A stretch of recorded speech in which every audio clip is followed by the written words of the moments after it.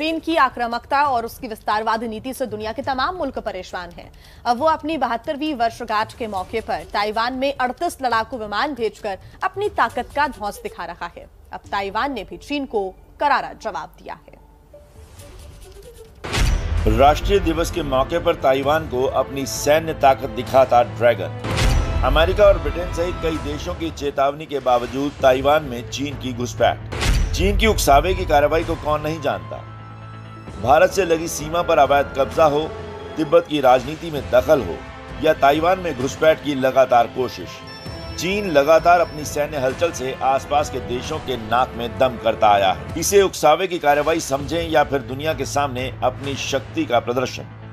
इससे पड़ोसी देशों पर चीन की बढ़ती आक्रामकता जाहिर हो जाती है।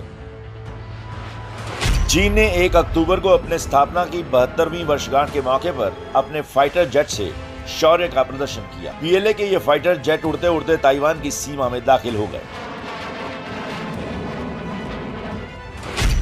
ताइवान के रक्षा मंत्रालय ने बताया कि शुक्रवार को चीन के 18 J-16, 4 सुखोई 30 लड़ाकू विमान, परमाणु क्षमता वाले 2 H-6 बॉम्बर्स, 1 एंटी सबमरीन लड़ाकू विमान ताइवान की सीमा में घुस आए थे। इसके बाद 13 और चीनी लड़ाकू विमान ताइवान की हवाई सीमा में दाखिल हुए, जिनमें 10 J-16S, 2 H-6S और 1 अर्ली वार्निंग एयरक्राफ्ट शामिल थे।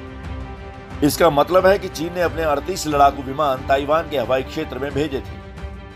हालांकि ताइवान ने भी चीन के लड़ाकू विमानों पर जवाबी कार्रवाई करते हुए अपने फाइटर जेट को उनके पीछे दौड़ाया।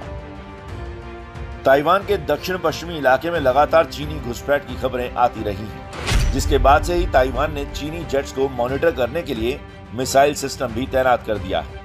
ताइवान के डिफेंस मिनिस्ट्री ने चीनी जेट्स के फ्लाइट रूट का नक्शा भी जारी किया, जिसके मुताबिक चीनी जेट्स का पहला दस्ता प्रतास आइलैंड के इलाके से गुजरा। दूसरे दस्ते ने बाशी चैनल के ऊपर उड़ान भरी।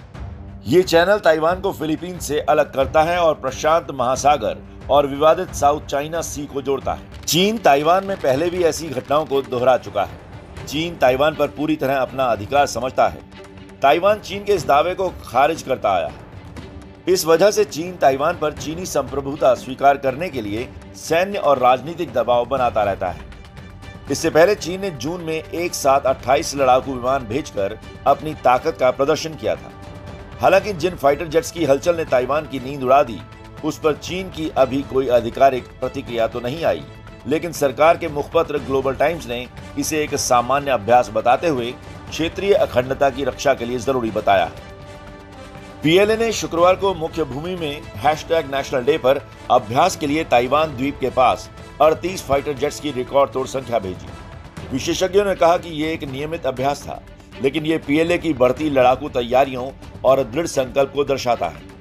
चीन के अधिकारी भले ही ताइवान में इस घुसपैठ को नियमित अभ्यास बता रहे हों, लेकिन ताइवान को अपनी जागीर समझने वाले चीन ने न केवल ताइवान के एयर स्पेस में घुसपैठ की है, बल्कि जंग जैसा माहौल भी पैदा कर दिया है।